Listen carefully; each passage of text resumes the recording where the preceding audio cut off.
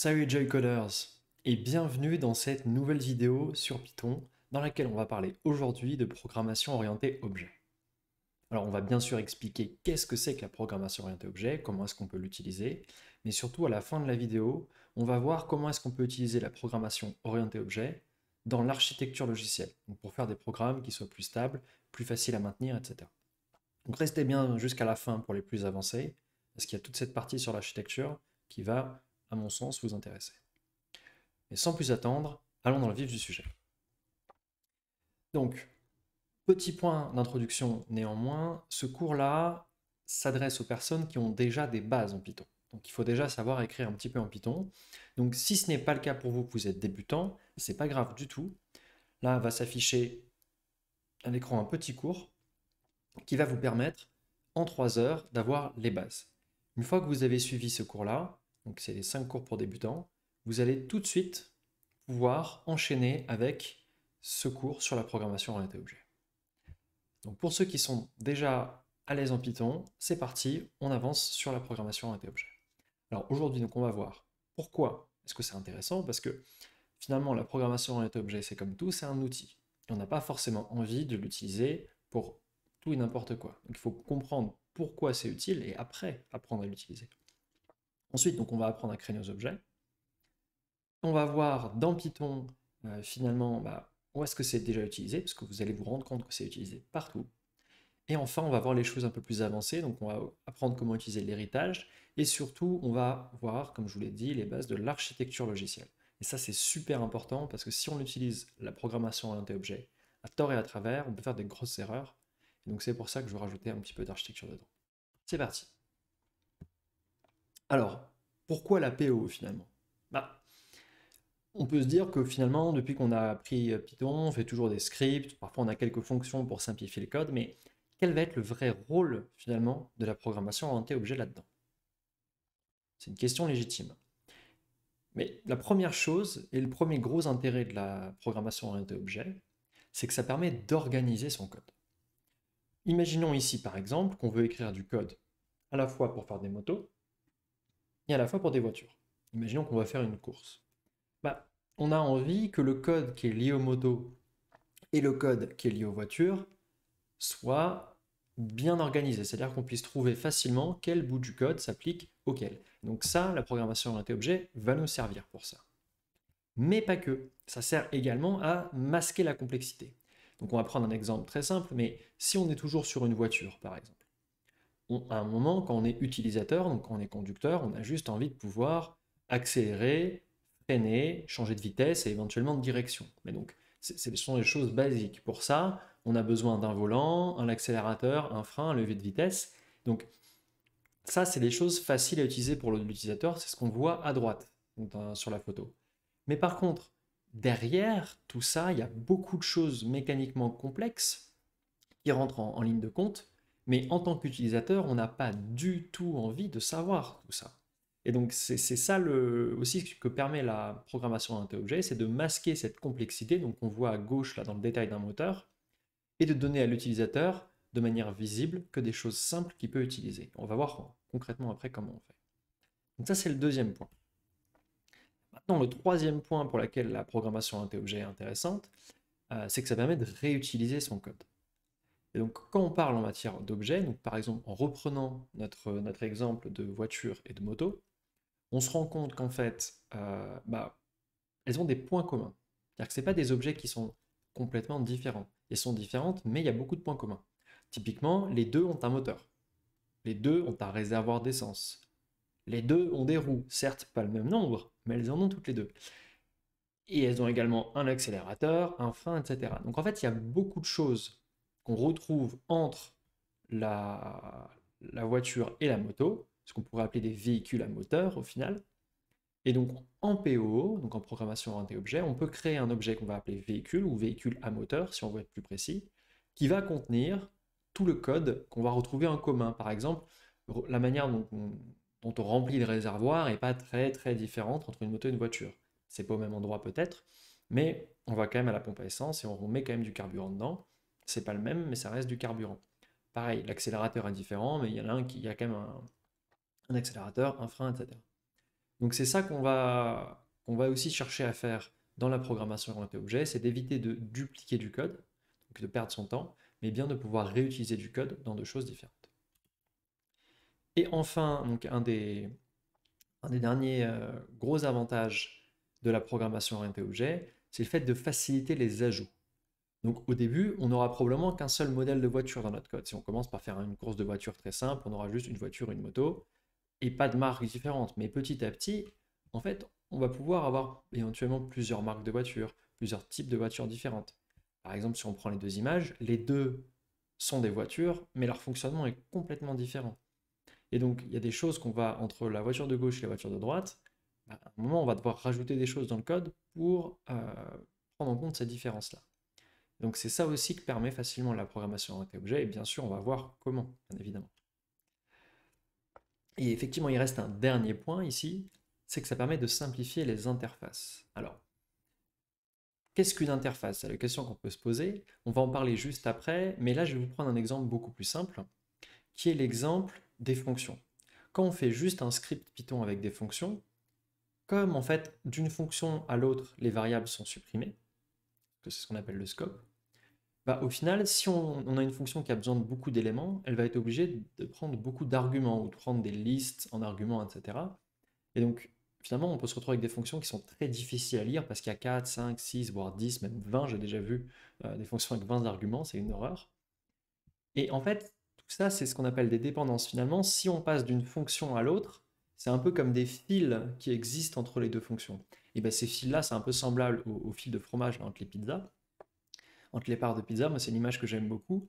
Et donc, ça, c'est un truc qu'on a envie de supprimer. On n'a pas envie d'avoir toujours ces dépendances, ces fils de pizza qui relient la pizza.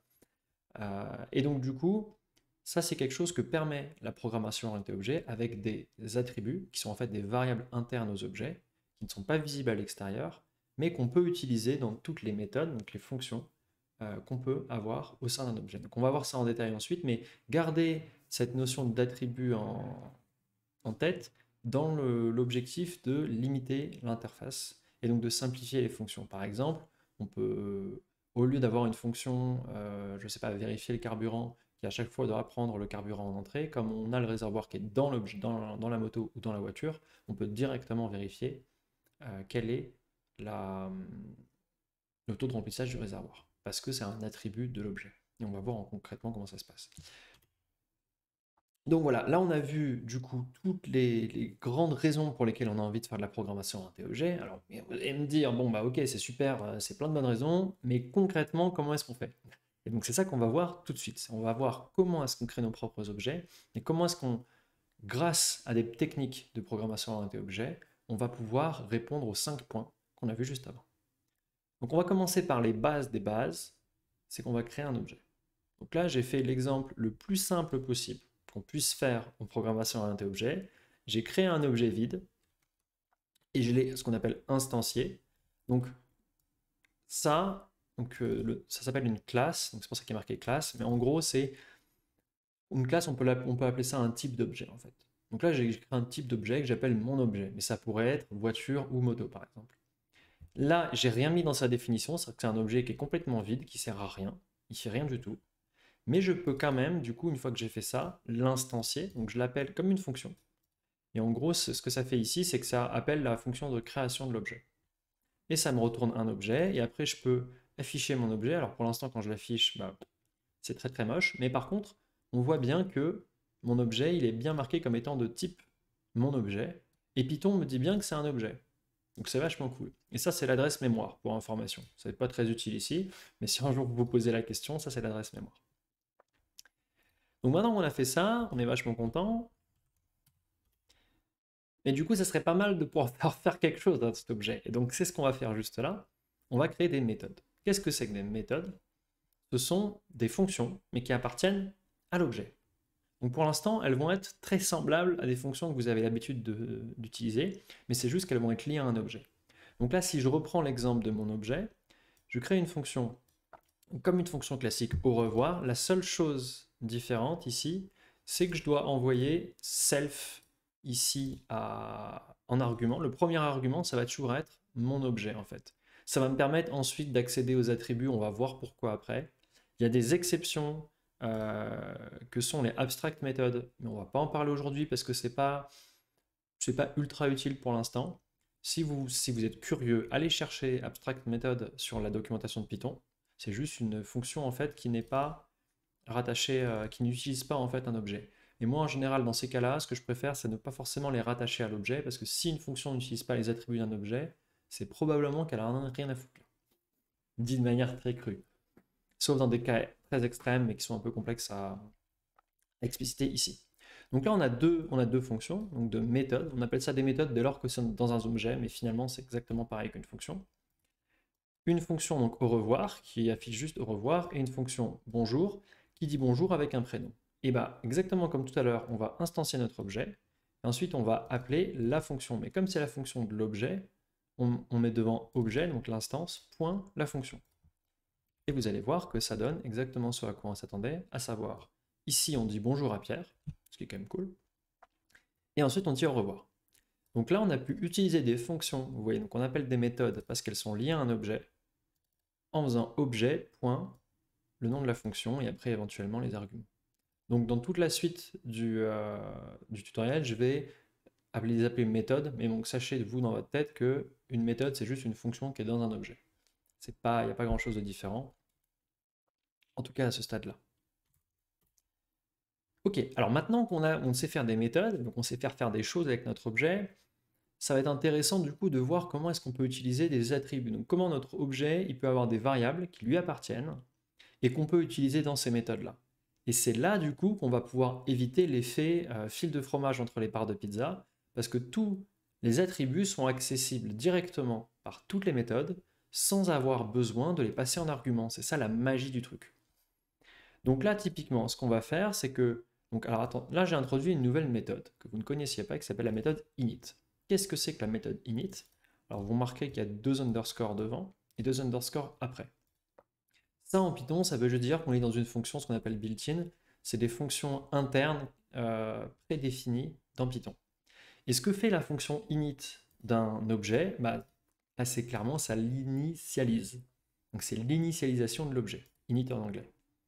Et dans cette initialisation, notamment, ce qu'on aime bien faire, c'est déclarer donc, tous les attributs. Donc, en fait, c'est des variables, mais c'est juste que c'est des variables de l'objet. C'est pour ça qu'il y a marqué self. Point. En fait, c'est self ici, ça vaut l'instance de l'objet, comme je vous l'ai dit pour toutes les méthodes. Et donc là, c'est self. La variable. Et là, je l'initialise à 0. C'est-à-dire que dès que je crée mon objet, ma variable compte, elle vaut 0. Très simple. Et après, j'ai une autre méthode, du coup compter, qui prend toujours un argument self, hein, toutes les méthodes prennent self en argument, dans laquelle je vais incrémenter cette variable compte, donc qui est un attribut, parce que c'est une variable d'un objet.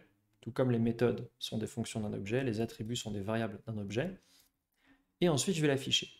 Donc là, comme tout à l'heure, on fait toujours mon objet avec des parenthèses pour le créer, et ensuite on appelle la fonction compter. Donc là, vous remarquerez d'ailleurs, pareil que dans la slide précédente, qu'on ne met pas d'argument ici, malgré le fait qu'il y ait self ici. Parce qu'en fait, le fait qu'on l'ait appelé sur objet point, il comprend que le premier attribut, enfin premier argument, pardon, c'est l'objet. Donc il n'y a pas besoin d'envoyer compter de objet 1. Il suffit de faire objet 1 point compter, il comprend tout de suite que j'ai appelé cette méthode-là sur l'objet compter, donc du coup le self, enfin sur l'objet objet 1, pardon, donc le self il vaut déjà objet 1. Et donc on va voir ce que ça donne du coup quand j'exécute ce code. Et comme on pouvait s'y attendre, la première fois qu'on compte, donc du coup le compte passe de 0, l'initialisation à 1, donc là il vaut 0. Là on compte une première fois, il vaut 1, et là on compte une deuxième fois, et il vaut 2. Donc ça, et vous remarquerez qu'on n'a envoyé aucun argument. Donc c'est ça l'intérêt du truc. Parce que sinon, on aurait dû envoyer compter, si ça avait été une fonction, cette fameuse fonction compter, on aurait dû lui envoyer le décompte en entrée et ensuite le retourner à chaque fois.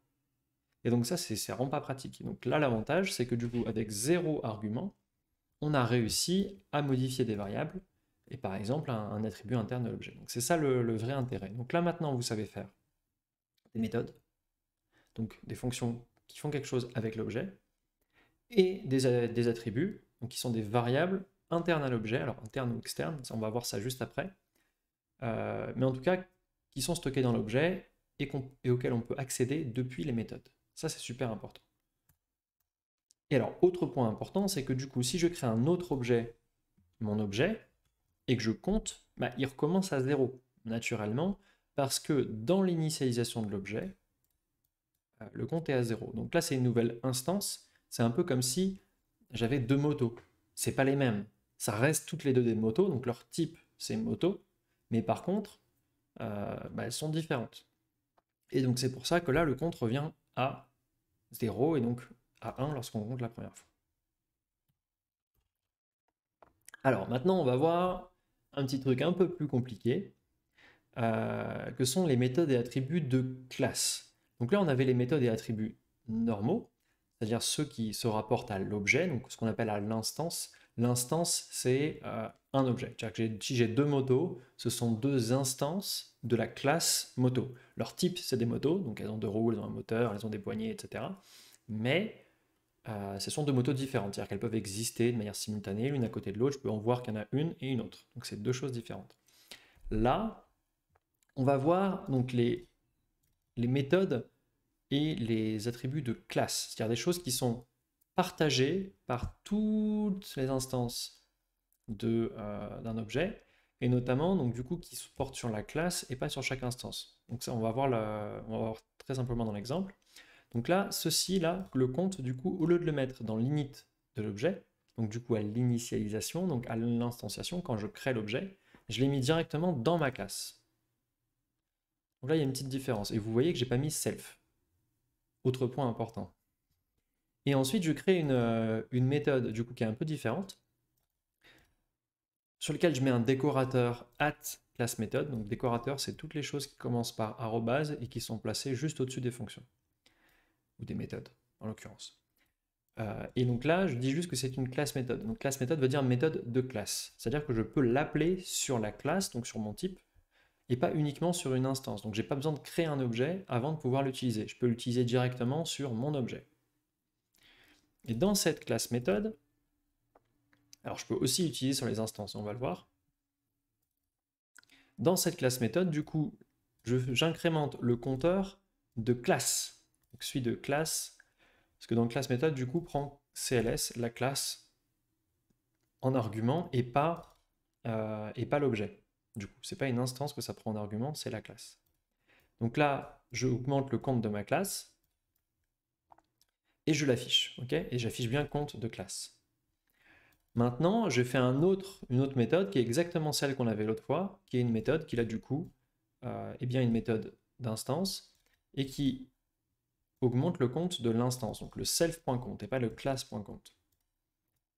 Et qui ensuite l'affiche. Alors, pour ceux qui sont attentifs, vous avez remarqué que j'ai pas mis d'init ici. Donc en fait, en théorie, on pourrait se dire que compte n'existe pas. Mais en fait, si compte existe dans la classe, alors il existe aussi dans l'instance. Et ce qui se passe, c'est qu'il est passé lors de l'instanciation de l'instance. L'instance prend la valeur du compte de classe. Alors maintenant, pour ceux qui sont un peu joueurs parmi vous, essayez de deviner ce que va faire le code ici. Donc là d'abord, je compte sur mon objet, donc sur la classe directement. Je n'ai pas encore créé d'objet. Okay. Ensuite, je crée un objet et j'appelle deux fois le compte d'instance du coup. Donc pas le compte de classe, mais le compte d'instance. À votre avis, quels vont être les résultats ici? Je vous laisse mettre en pause la vidéo et réfléchir 30 secondes.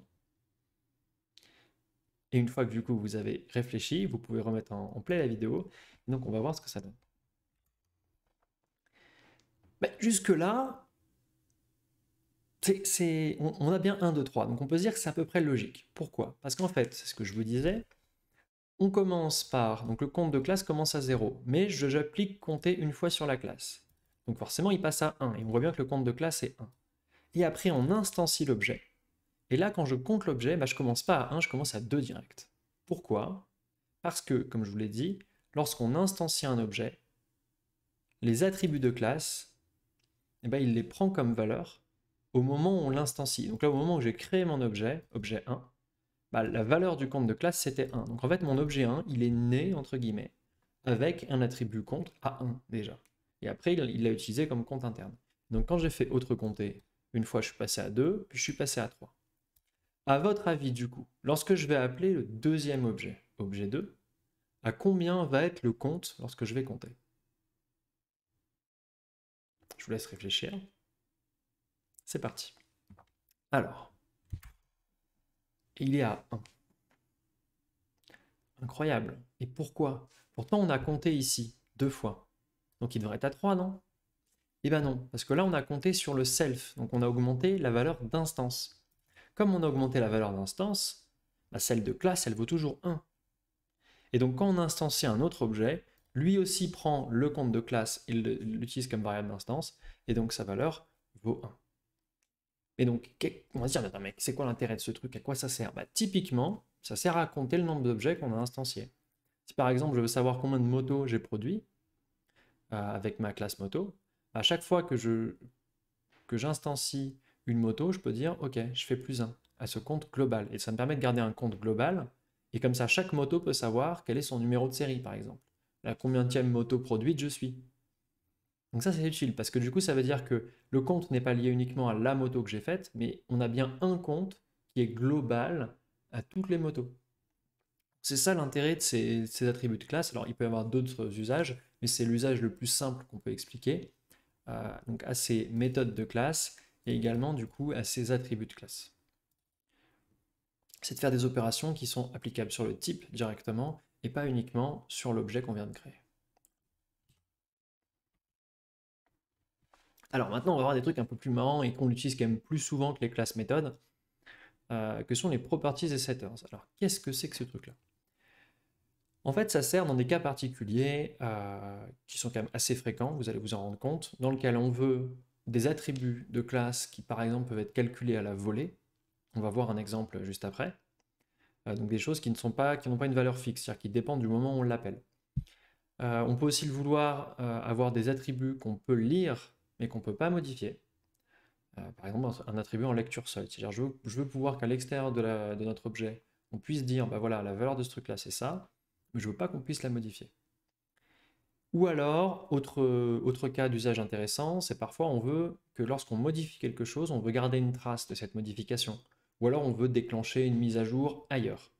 Dans ce cas-là, c'est aussi pratique d'avoir ces properties and setters. Alors qu'est-ce que c'est que les properties and setters du coup?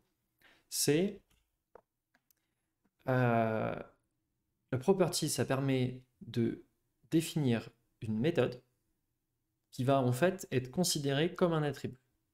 Donc c'est ce qu'on va voir ici, c'est que du coup ici je définis une méthode prix, donc toute simple, sans argument, outre que le self bien sûr. Je la décore avec le décorateur addProperty. Et ça va faire que Python va comprendre que cette méthode-là, en fait le retour de cette méthode-là, j'ai envie de le considérer comme si c'était un attribut. Ce qui fait que je vais avoir le droit de faire point prix et d'avoir le résultat. Donc là, voilà, c'est très simple. Donc j'ai pris un constructeur ici. Donc ce qu'on appelle un constructeur, c'est l'init. C'est ce qui permet d'initialiser l'objet. Cette fois-ci, je vais donner un argument au constructeur. Donc ce qui fait que lorsque je crée l'objet, je peux envoyer un argument qui va être stocké dans l'attribut prix, mais avec un underscore devant. Ok? Et là, en fait, j'ai envie d'afficher le prix à l'extérieur, mais qu'on ne puisse pas modifier point prix. Alors, on pourrait éventuellement modifier point underscore prix, mais ça, on va voir pourquoi on ne le fait pas plus tard. Et donc là, bah, globalement, si ensuite donc, je veux modifier mon prix, Python va me dire non, tu n'as pas le droit de faire ça, tu ne peux pas set cet attribut. Donc voilà, c'est une manière de bloquer l'écriture dans un attribut, mais par contre d'autoriser ici la lecture. Donc ça, c'est un des premiers cas. Alors maintenant, donc on va voir le deuxième cas dont j'ai parlé, c'est le cas où on a un attribut qui est calculé à la volée. Donc par exemple, un exemple très simple, qui est assez répandu, c'est l'exemple du chronomètre. Le chronomètre, j'ai envie qu'il démarre lorsque j'instancie mon objet de chrono. Donc là, je viens de créer un objet chrono et j'ai affiché sa valeur. Bah, au moment où je l'ai créé, forcément, ça valait 0. Mais là, l'objet, il est créé, il existe en mémoire sur mon PC. Et donc là, maintenant, je peux afficher sa valeur. Donc là, ça fait 13 secondes. Vous pourrez vérifier avec les timestamps de la vidéo, si vous voulez, que j'ai créé l'objet. Mais maintenant, si je relance ce truc-là, là, ça fait 22 secondes depuis la création. Donc vous voyez que c'est un attribut qui change en fonction du moment où on l'appelle. Alors il y a d'autres cas, mais ça c'est un des cas intéressants. Mais du coup, j'aurais pas pu le stocker juste dans un attribut. Et donc c'est là que la property est très pratique parce que je peux faire un tout petit calcul ici. Donc j'utilise le temps actuel moins le temps au démarrage, qui lui par contre est fixe, que j'ai créé à l'instanciation de l'objet, pour calculer mon chrono. Et donc là vous voyez qu'en quelques lignes de Python, on est capable de faire un chrono qui nous retourne le temps depuis la création. Et là, si je réinstancie mon objet, vous voyez qu'on repart avec un compte à 0. C'est super pratique. Ok, donc ça c'était le cas de la modification à la volée. Et il reste un dernier cas qui est le fait de vouloir déclencher une action à la modification. Donc typiquement, ça c'est très utile lorsqu'on veut garder un historique des modifications, par exemple d'un attribut. On a envie de se dire, ok, je veux bien qu'on modifie l'attribut, je n'ai pas envie de bloquer sa modification, par contre je veux avoir une trace de toutes les modifications qui sont faites. Par exemple, ça peut être un cas d'usage, ça peut être un compte en banque, ça peut être les valeurs d'un paramètre d'une machine, ce genre de choses. On a envie de garder l'historique pour savoir exactement ce qui s'est passé. Là, ça va être possible. Donc, ce qu'on va faire, c'est qu'on crée une classe compte, un objet compte. On se dit que c'est un peu comme un compte en banque, ok? On lui donne un solde en entrée, donc à l'instanciation, qu'on stocke dans solde. Et ensuite, on crée un historique qui vaut au début, qui est une liste, mais qui vaut au début juste le solde. Parce que forcément, la première valeur et la seule valeur dans l'historique lorsqu'on crée le compte, c'est sa première valeur. Donc ça, c'est logique. Donc, première chose qu'on fait, c'est qu'on empêche l'historique d'être modifiable. Donc on crée une property sur historique pour pas qu'on puisse modifier historique directement. On pourrait encore le faire avec underscore, mais on va voir après pourquoi on ne le fait pas. Et on fait une property qui retourne le solde. Et cette fois-ci, on fait un setter, c'est-à-dire quelque chose, une méthode qui va être déclenchée lorsqu'on veut modifier l'objet. Et donc, lorsqu'on fait, donc c'est exactement pareil, on décore avec @solde.setter. Ok ? Donc c'est exactement comme property, sauf que du coup, on met le nom de la variable, .setter, et Python va comprendre que lorsqu'on veut modifier cet attribut solde, il faut appeler cette méthode. Et il va l'appeler en donnant en argument la nouvelle valeur. C'est ce qu'on voit ici. Donc là, je crée ma méthode, et la seule chose que je fais dans ma méthode, c'est que je mets à jour l'attribut solde interne, donc celui qui commence par le underscore. Je lui mets la valeur nouveau solde. Bon, jusque-là, c'est le fonctionnement normal de la manière dont on modifie un attribut. Mais là, ce que je vais faire en plus, c'est que je vais rajouter à l'historique le nouveau solde, ce qui fait que ça va mettre à jour mon historique. Donc c'est là qu'on dit déclencher une action à la modification, c'est qu'à chaque modification, je déclenche un ajout à l'historique. Donc on va commencer par regarder ça. Donc là, j'ai créé mon compte et je vois bien que mon solde il vaut 100. Ok, jusque-là, tout fonctionne. Et maintenant, on va essayer de modifier le solde. Donc là, pour ça, donc comme j'ai mon setter dans la slide précédente, j'ai juste à faire compte.solde égale 120. Quand on va faire ça, on observe que l'historique a été modifié et que maintenant il contient 100, 120. Incroyable. Alors si ici je mets 130 par exemple, et là pareil, j'ai modifié que solde là de manière apparente, en tout cas moi j'ai juste modifié solde depuis l'extérieur de l'objet, mais à l'intérieur de l'objet, comme ça appelle mon setter, le setter lui rajoute à chaque fois la valeur dans l'historique. Et donc là vous avez créé tout simplement un compte qui garde automatiquement l'historique de toutes les transactions. Tout simplement. Donc c'est la fin de la partie qui explique en détail comment est-ce qu'on fait comment est-ce qu'on manipule les objets en Python. Et là maintenant, on va s'intéresser un petit peu à l'endroit où on peut trouver des objets déjà utilisés dans le langage Python. Qu'est-ce que finalement Python utilise lui-même, sans notre aide, de la programmation orientée objet. Et donc là, on va voir les trucs un peu basiques, qui en fait paraissent basiques, mais qui en fait derrière sont à chaque fois de la programmation orientée objet. Par exemple, l'addition. Donc là, je crée un entier auquel j'assigne la valeur 5, et ensuite je vais appeler une méthode un peu bizarre. Il y a une méthode built-in ici, parce qu'elle a ces deux underscores des deux côtés, auquel je vais donner l'argument 5. Qu'est-ce qui va se passer à votre avis? Et bien on obtient 10. Donc cette méthode add, en fait, c'est la méthode qui est appelée lorsqu'on utilise le signe plus en Python. C'est que c'est vraiment une méthode entière et c'est un objet. En fait, une variable, là, toutes les variables sont des objets. Et lorsqu'on additionne deux variables, ce qui se passe, en fait, c'est qu'on appelle la méthode add de la variable en question, de la première en l'occurrence. Donc voilà, c'est aussi simple que ça. Donc là, rien que ça déjà, c'est déjà de la programmation orientée objet. C'est une méthode additionnée. Et quand on fait un plus, en fait, on utilise cette méthode-là. Ben là, vous voyez, on va faire la même chose, mais avec mul. Mul, c'est la méthode multiplier. Et donc là, lorsque j'appelle entier.mul de 3, j'obtiens 15. C'est exactement pareil que si j'avais fait entier x 3. Là encore, la multiplication est une méthode objet derrière, qui est cachée derrière Python. Alors on peut en faire plein d'autres des comme ça. Hein. Là, typiquement, il y en a encore une autre méthode built-in, apps. À votre avis, qu'est-ce que ça fait?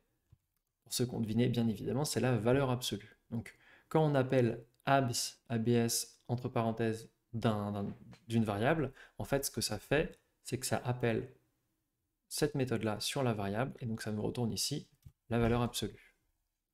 Pareil pour le flottant, donc là j'ai 2.4, si j'appelle la méthode int avec un dunder ici, sur le flottant, c'est exactement pareil que si j'ai appelé int, entre parenthèses, mon flottant, et ça me retourne la valeur entière. Alors oui, le flottant, il vaut moins 2,4, hein, il ne vaut pas 2,4, ça c'est la valeur absolue. Donc là on obtient moins 2, qui est effectivement la valeur entière de mon flottant. Et il y en a d'autres. Donc il y a des méthodes qui cette fois-ci ne sont pas des méthodes built-in cachées avec 2 underscores, mais qui sont des méthodes qu'on peut vraiment utiliser comme ça. Et donc typiquement, sur des valeurs entières, on peut utiliser toBytes qui va transformer ici un entier en hexadécimal. Okay, alors en pratique, il le transforme en octet en fait. Et après là, les octets sont affichés de manière hexadécimale. Mais ça, en fait, c'est vraiment un octet. C'est deux octets ici qu'on observe.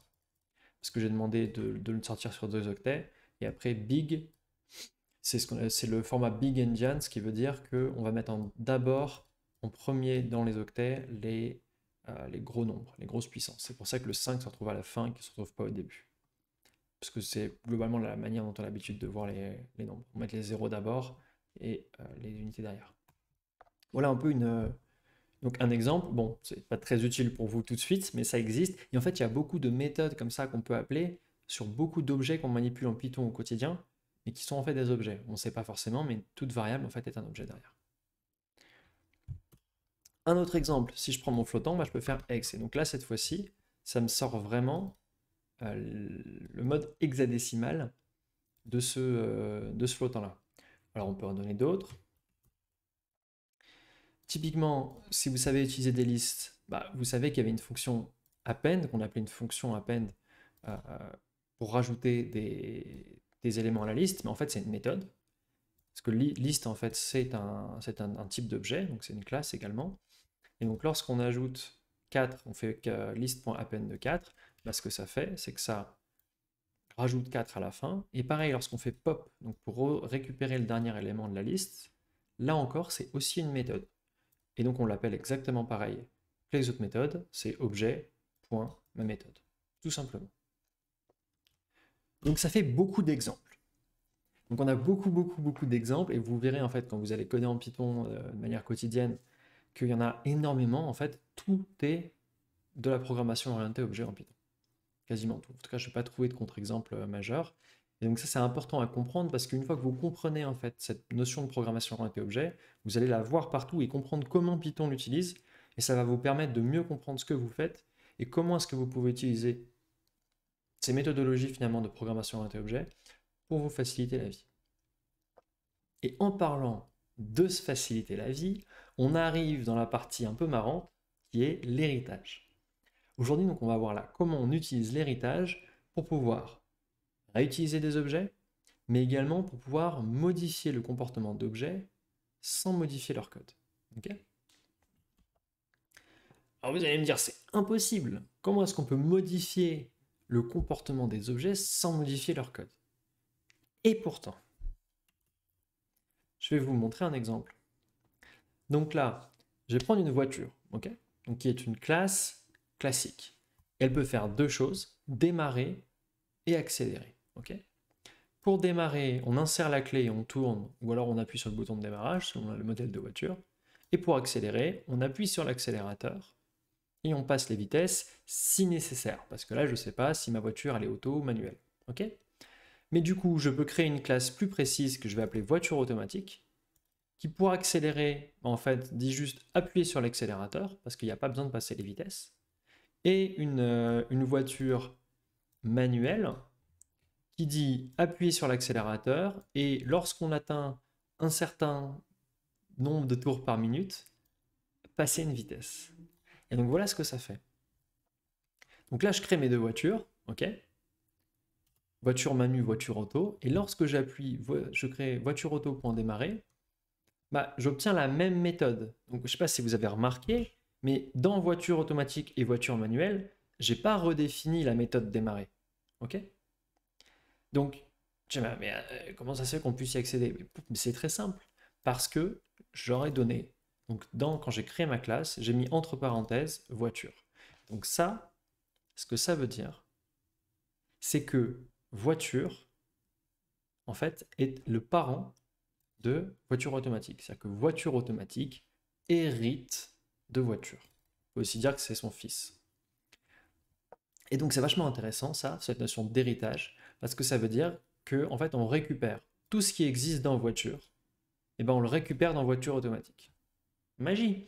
Donc du coup cette méthode démarrer que j'ai pas réécrite dans voiture automatique, bah, elle y est quand même parce qu'elle est dans voiture. Et le truc intéressant là-dedans, c'est que du coup, lorsque j'écris accélérer, comme l'accéléré existe déjà dans voiture, ça remplace la méthode. Ok? Et donc c'est pour ça que lorsque derrière, je vais faire accélérer dans voiture auto, je vais juste avoir appuyé sur l'accélérateur. Malgré le fait qu'il y avait une autre chose marquée dans voiture, mais là j'ai ce qu'on appelle surchargé, c'est-à-dire que j'ai redéfini la méthode accélérée. Et si je vais voir la suivante, dans la voiture manuelle, comme j'ai créé une voiture manuelle avec 6000 tours par minute, il me dit appuyer sur l'accélérateur et à 6000 tours, passer une vitesse. Donc là, on voit qu'on arrive à avoir deux comportements différents sans modifier la classe voiture à la base, sans avoir à rajouter des if, etc., etc. dans la classe, et sans avoir besoin de réécrire la méthode démarrer qui était pareille pour les deux. Et donc, au final, ce qu'on a fait, c'est quoi?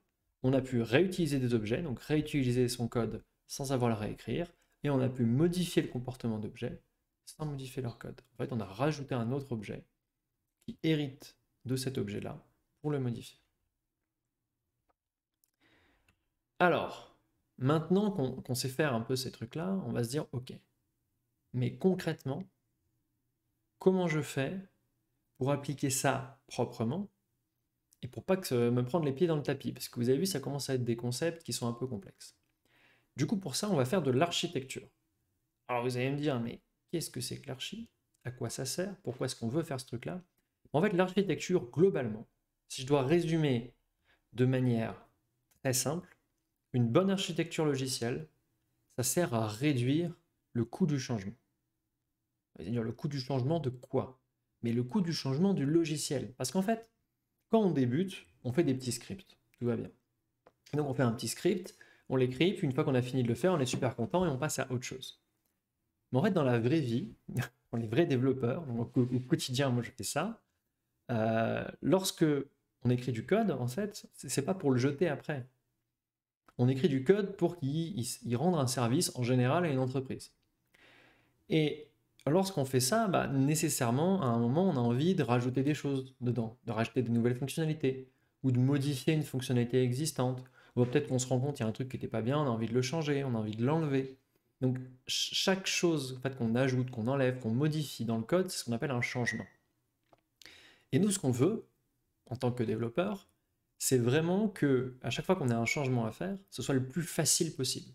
Parce que sinon, en fait, on se retrouve vite à passer notre temps à galérer, à faire un tout petit changement, alors que le changement en lui-même est simple, mais le fait que le logiciel est une mauvaise architecture fait que ça va pas être possible. Je vais vous donner un exemple assez visuel. C'est en fait ce qu'on veut éviter, c'est ça. C'est ce qu'on appelle, donc il y a marqué tight coupling en anglais.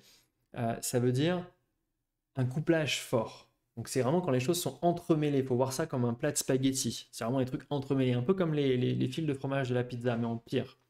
Là, on se rend bien compte que si on veut toucher un truc, il y a tout qui va partir en cacahuète. Et ça, c'est un truc qu'on n'a pas envie d'avoir. On a vraiment envie de pouvoir modifier un truc dans notre coin et que ça n'ait pas d'effet de bord sur le reste du code. Ça, c'est important. Là, dans ce truc-là, on sent vraiment le moment où on va tirer un peu comme sur les piles de Kapla, où on va tirer un Kapla et il y a tout qui va nous tomber sur la tête. Donc ça, on ne veut pas. Donc c'est ça l'intérêt de l'architecture. Et donc, une première chose qu'on essaie de faire du coup en architecture pour pouvoir gérer ça correctement, dans le cadre notamment de la programmation orientée objet, c'est de s'assurer qu'une classe ait une responsabilité. Qu'est-ce que ça veut dire ça? En fait, quand on veut limiter le coût du changement, on veut limiter le nombre de lignes de code qui sont modifiées par chaque changement. Jusque-là, c'est simple. Mais comment est-ce qu'on fait pour modifier, pour faire en sorte que donc, le nombre de lignes de code modifiées par changement soit faible? Et bien en fait, on retourne le raisonnement et ce qu'on dit, c'est que on veut que la probabilité qu'une classe, donc un objet, change lors d'un changement soit le plus faible possible. Parce que du coup, si à chaque fois que je fais un changement, la probabilité qu'une classe change est très très faible, bah globalement, en fait, je vais avoir très très peu de classes qui vont changer à chaque changement. Et donc, je vais avoir très peu de lignes de code qui vont changer à chaque changement si la majorité de mes lignes de code sont dans des classes. Vous voyez la logique?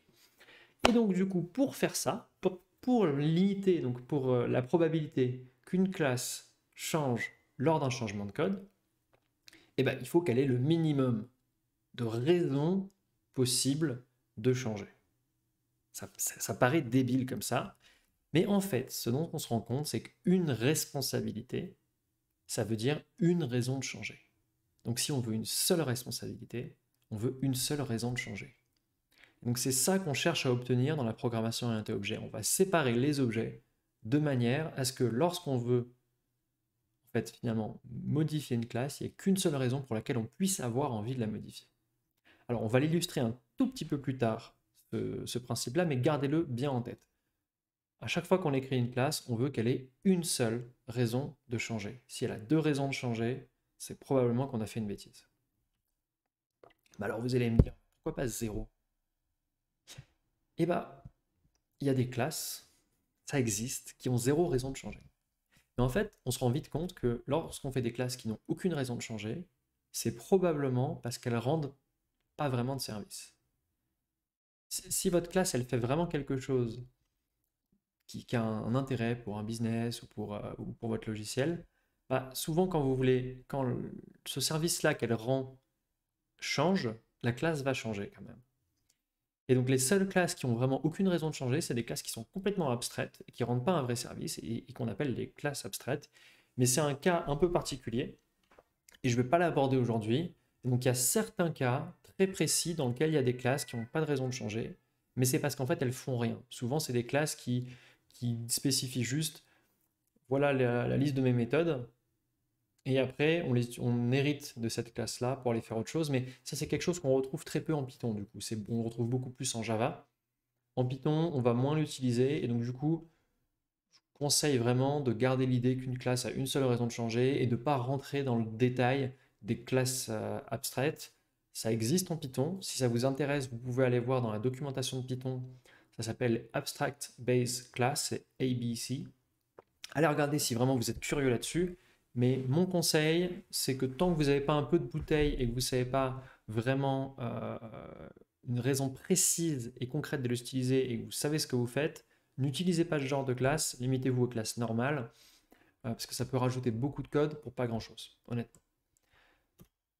Allez, on passe au deuxième principe d'architecture qu'il faut garder en tête dans la programmation orientée objet. Ce principe-là, c'est de limiter l'interface publique. Qu'est-ce que c'est que ce truc-là? Interface publique. Alors, c'est pas de la politique, hein. C'est très très simple. L'interface publique, en fait, c'est l'ensemble des méthodes et des attributs qui sont utilisables à l'extérieur de la classe.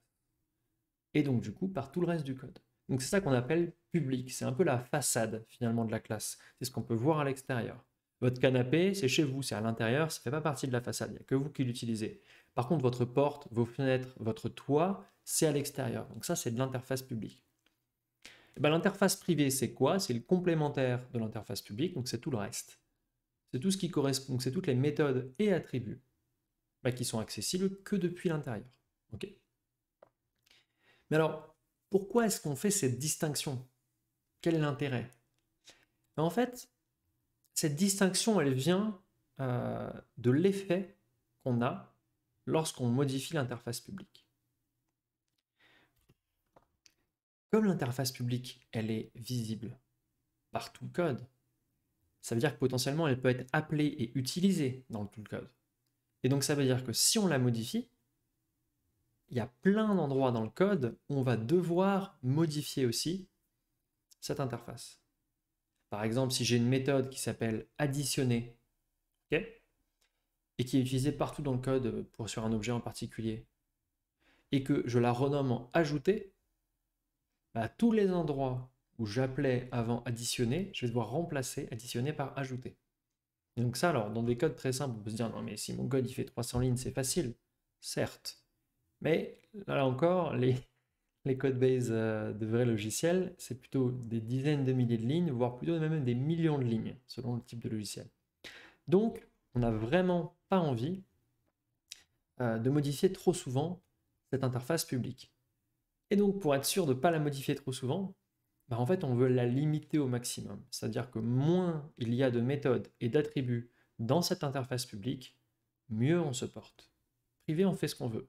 Mais tout ce qui est public, il faut limiter. C'est la raison pour laquelle on met des volets, par exemple, sur les maisons, etc. Un minimum de choses visibles de l'extérieur, et tout ira mieux. Alors, on va voir du coup concrètement comment est-ce qu'on le fait en Python. Il y a des langages dans lesquels on peut vraiment forcer une partie des méthodes des attributs à être privées, c'est-à-dire vraiment inaccessible complètement depuis l'extérieur, et une partie à être publique. En Python, on ne peut pas faire ça. En Python, tout est visible par défaut, mais il y a une convention, finalement, qu'on utilise pour dire ce qui doit être utilisé à l'intérieur et ce qui doit être utilisé à l'extérieur. Et cette convention, c'est le fait de précéder les fonctions et les attributs d'un underscore. Alors, vous m'avez déjà vu le faire dans le code. Donc là, typiquement, si je prends ces attributs-là, ils commencent par une lettre, donc pas par underscore, donc c'est des attributs publics. Et ceux-là commencent par underscore et sont privés. Ce que ça veut dire, c'est que moi, en tant que développeur, déjà, lorsque j'ai ces attributs-là que moi j'ai écrits dans ma classe, je ne vais pas les utiliser ailleurs dans le code. Okay, je vais les utiliser que dans ma classe. Et ensuite, ce que ça veut aussi dire, c'est que si j'ai un autre développeur qui connaît Python, qui vient dans mon code et qui voit ça, lui non plus ne va pas utiliser les méthodes et attributs, en l'occurrence en dehors de la classe. Okay. Donc là, un autre exemple, donc j'ai montré pour les attributs, mais c'est les méthodes. La méthode ht, ici, donc c'est la méthode qui est publique, on peut l'utiliser, mais par contre, elle fait appel à une méthode qui, elle, est privée, qui est la méthode de vérification de stock, et donc on ne peut utiliser que dans la classe. Et donc cette méthode-là, on ne peut pas l'appeler. En tout cas, par convention, on fait le choix de ne pas l'appeler à l'extérieur. Ce que ça veut dire, c'est que si j'ai besoin de modifier ma classe ici, je peux modifier le nom de marge, de référence ou de vérifier stock. Je peux l'appeler checker stock, vérifier si mon article existe encore, etc. C'est pas grave parce que c'est utilisé que là-dedans. Donc ce que je sais, c'est que j'aurai à modifier que des choses qui sont là-dedans et que j'ai pas besoin d'aller voir dans tous les autres fichiers du code s'il n'y a pas un endroit où on utilise cette méthode-là, etc. Okay, donc ça, c'est important. Donc voilà comment on sépare l'interface privée de l'interface publique et comment du coup est-ce qu'on utilise ça pour limiter le coût du changement. Alors maintenant, un troisième principe, c'est de préférer l'extension à la modification. Extension. Qu'est-ce que ça veut dire ce truc-là? En fait, l'extension, c'est le fait de, lorsqu'on veut modifier ou ajouter une fonctionnalité, plutôt que de le faire dans la classe elle-même, on va utiliser l'héritage. Donc exactement comme on a vu pour les voitures manuelles et la voiture auto. Ok, mais alors quel est l'intérêt? L'intérêt, en fait, c'est que lorsqu'on a écrit une classe et qu'on a testé son fonctionnement, donc on sait qu'elle fonctionne bien, à chaque fois qu'on modifie du code dans cette classe-là, on a un risque de casser la manière dont le code fonctionne. On risque de mettre des bugs. Et ça ralentit le développement, ça peut poser des problèmes en production, etc. Donc ce qu'on veut faire, en fait, c'est d'éviter au maximum les modifications de code. Alors que si on rajoute une classe, c'est vachement bien parce qu'on ne modifie pas la classe actuelle, on rajoute juste une autre classe qui va faire autre chose. Et donc du coup, on est sûr que si on réutilise la première classe, elle n'aura pas changé.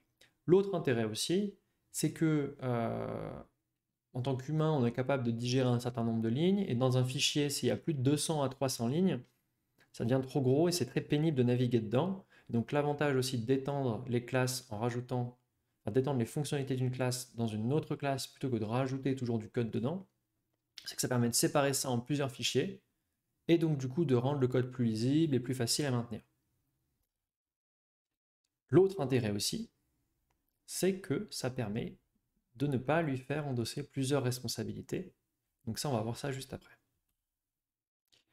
Donc là, on prend un exemple assez simple,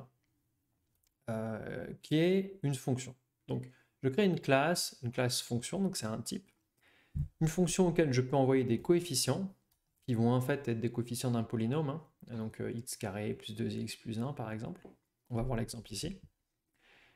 Je crée une property, donc du coup property, vous vous souvenez, c'est une méthode en fait qui compte comme un attribut, qui est juste l'équation de la fonction, donc pour que je puisse afficher quelle est l'équation de la fonction. Et ensuite j'ai une méthode évaluer qui va calculer la valeur de la fonction en un point particulier. Alors, on ne va pas rentrer dans le détail de ce que j'ai fait ici, mais globalement, je considère que mes coefficients, c'est des coefficients d'un polynôme, donc des coefficients polynomiaux. Et je dis que le premier coefficient, c'est x puissance 0, donc c'est le coefficient constant. Le deuxième coefficient, c'est x puissance 1, donc c'est le coefficient pour x. Ensuite pour x carré, pour x cube, etc. etc. Donc c'est ce qu'on va voir ici. Donc lorsque j'instancie ma fonction, je lui donne 1, 2, 1. Je vais lui donner 1, 2, 3, d'ailleurs ce sera plus facile, comme ça on verra bien.